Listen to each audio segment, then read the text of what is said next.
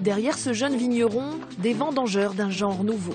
Ils sont banquiers, cheminots, hôteliers ou encore éducateurs, n'y connaissent pas grand-chose en vin, mais sont locataires d'un bout de vigne en Touraine. Pour 250 €, ils vont fabriquer leur propre cuvée 2012. Première leçon du patron. Nous nous trouvons devant la parcelle de Sauvignon.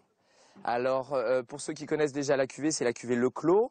C'est destiné à faire un vin blanc sec, fruité. Ça sous-entend que le fruit, il faut le respecter au maximum. C'est un petit peu comme n'importe quel fruit. Si on l'éclate, il va s'altérer très vite. Tout son côté aromatique va s'échapper. Donc, il faut vraiment... moins il y a trituration, mieux c'est. On va vendanger en duo, c'est-à-dire une personne de chaque côté du rang, pour ne pas oublier de raisin.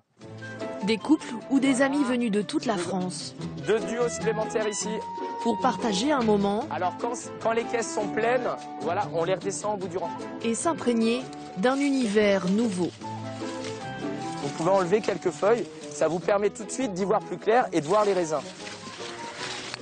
Comme Gilles et Valérie Thomas, qui ont quitté la région parisienne pour la Loire le temps d'un week-end. C'est ça là, des petits grappillons comme ça là. Tu y goûtes, il a dit. Le monsieur a dit tu y goûtes. Le raisin, ils le connaissent uniquement en remplissant le verre. Regarde celle-là. Laquelle? Bien, celle-là, elle est pour moi. Ce matin, ils le découvrent en remplissant des caisses. Je passe de fonctionnaire territorial à vigneronne. Là, on vient vendanger. Le printemps prochain, on viendra assembler notre cuvée. Et 2014, on viendra chercher notre vin.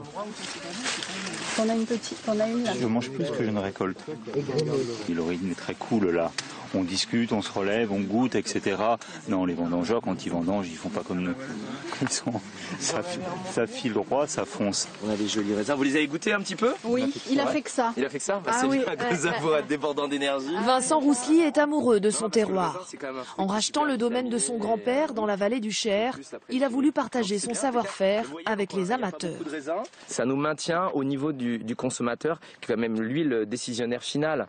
Et on pourrait travailler un petit peu comme des ours dans nos exploitations, à suivre la météo, à suivre tout ça. Ça me permet de rencontrer des gens que je rencontrerai mais à aucune autre occasion. On a tous les niveaux sociaux, et là on oublie. On n'est plus à regarder qui a une grosse voiture, qui fait quoi. Ce sont les valeurs humaines, les valeurs de convivialité, de sourire. Alors, avec le sourire, ce vigneron corrige les erreurs. Alors, pour ceux qui n'auraient pas compris, il y a peut-être une personne qui aime ce type de grappillon. Moi, personnellement, j'en raffole pas. Donc ça, ce sont des grappes de 2e génération qui vont être mûres, donc beaucoup plus tard, qui aujourd'hui sont très acides, ce qu'on appelle des verjus. Pas de vendange sans exploration de la cave.